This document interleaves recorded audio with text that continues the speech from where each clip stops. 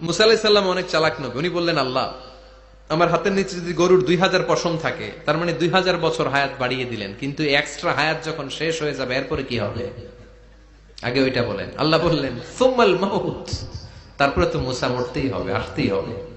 সাইয়েদনা মুসা আলাইহিস সালাম বললেন, ফাল আনা, তাহলে আর দেরির দরকার নাই, এখনই আমি আপনার কাছে চলে যেতে চাই। মালাকুল মাউত মুসা আলাইহিস সালামের রূহ নিয়ে উড়াল দিলেন। সুবহানাল্লাহ। বাঁচতে পারছে? বিশ্বনবী মরে নাই, উনি ইন্তেকাল করেছেন। চিল্লা এখন ঠিক কিনা? ইন্তেকালের আগে বিশ্বনবী প্রচন্ড অসুস্থ হলেন। মা আয়েশারে ডেকে বললেন, আয়েশা, মনে হয় আমি বাঁচবো না। ওই যে খায়বার বিজয়ের দিন, খায়বার দুর্গ বিজয় করার পরে এক ইহুদি মহিলা আমার দাওয়াত দিয়েছিল। ওই দাওয়াত খেতে যাওয়ার পরে গোশতের মধ্যে বিষ মাখানো হয়েছিল রে আয়েশা। ওই বিষ মাখানো খাসির গোশত খেয়ে যে ব্যথা আমার পেটে উঠেছিল, আজ আবার সেই ব্যথা উঠেছে। বিশ্ব নবী ওই বিষ খাওয়ানো গোশতের কারণে ইন্তেকাল করেছেন। তার মানে বিশ্ব নবী শাহীদ। জামা আল্লাহু বাইনা নবুওয়া ওয়া শাহাদা, আল্লাহ বিশ্ব নবীকে শুধু নবী বানায় নাই, শহীদ হিসেবে কবুল করেছে।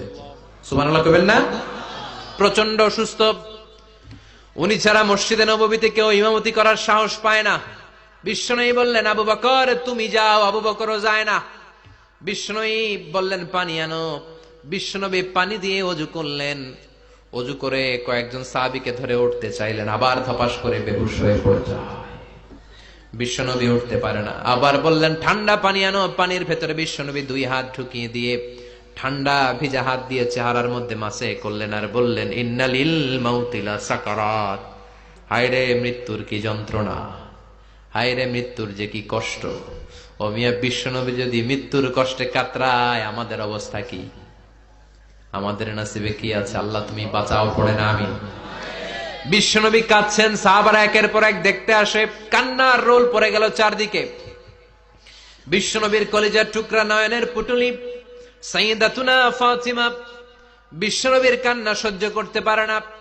বিশ্বনবীকে ধরে মা ফাতিমা, সাইয়্যিদাতুনা ফাতিমা বিলাপ করা শুরু করে দিলেন, চিৎকার দিয়ে কান্নাকাটি শুরু করে দিলেন, আর বললেন, ওয়া কুরবা আবা, ওয়া কুরবা আবা, হায় হায় আমার বাবার কি কষ্ট, আহা আমার বাবার কি কষ্ট হচ্ছে।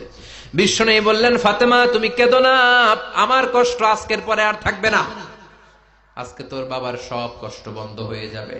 কি যেন কানে কানে বললেন, ফাতেমা আরো কেঁদে দিল। আবার কানে কানে কি যেন বললেন, ফাতেমা হেসে দিল।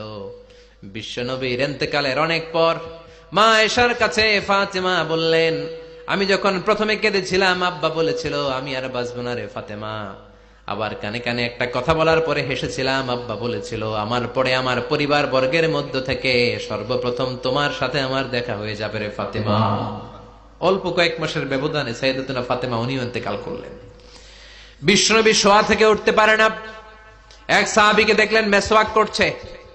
বিশ্বনবী মেসওয়াকের দিকে তাকিয়ে রইলেন। বিশ্বনবীর নিথর দেহটা পড়ে আছে। আয়েশারা যে বলবে, আয়েশা মেসওয়াক দাও, বলতে পারে না। মা আয়েশা বুঝতে পেরে মেসওয়াক আনলেন, বিশ্বনবীকে মেসওয়াক করিয়ে দিলেন। এবার বিশ্বনবী বললেন, ও আবু বকর শোনো, আল্লাহ আমাকে অপশন দিয়েছে। কি দিয়েছে? আল্লাহ বলেছে, নবী আজীবন থাকতে চাইলে থাকেন, আর আসতে চাইলে চলে আসেন। আমি থাকতে না চেয়ে আল্লাহর কাছে চলে যাওয়ার ইচ্ছা করলাম। সাইয়েদনা আবু বকর কান্না জুড়ে দিলেন। বিশ্বনবী বললেন, আসসালাত আসসালাত, ও আমার উম্মতেরা নামাজ তরক করো না। ইন্তেকালের আগে বললেন, নামাজ ছেড়ে দিও না। আর বললেন, ওয়ামা মালাকাত আইমানুকুম, তোমাদের অধীনস্থ কর্মচারীদের সাথে খারাপ আচরণ করো না।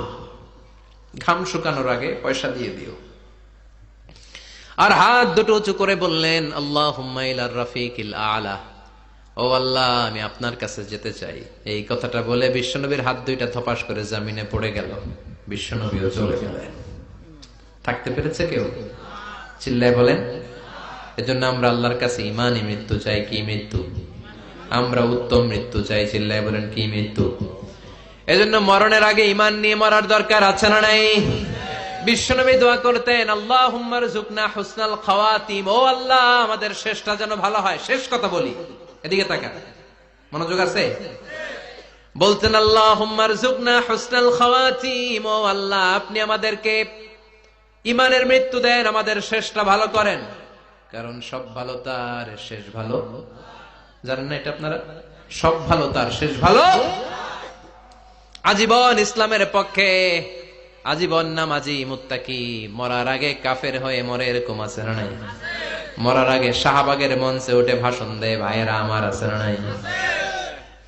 আবার আজীবন কাফের, ইসলামের বিরোধী, ইন্তেকালের আগে কালিমা পড়ে সব মাফ করায়, আছে না নাই? বিশ্বনবীর শ্বশুর আবু সুফিয়ান, নাম শুনছেন? বদরের যুদ্ধে বিশ্বনবীর বিরুদ্ধে, মক্কায় বিশ্বনবীরে ঘুমাতে দেয় নাই, উহুদের যুদ্ধে বিশ্বনবীর সাথে ফাইট, খন্দকের যুদ্ধে বিশ্বনবীর সাথে মারামারি,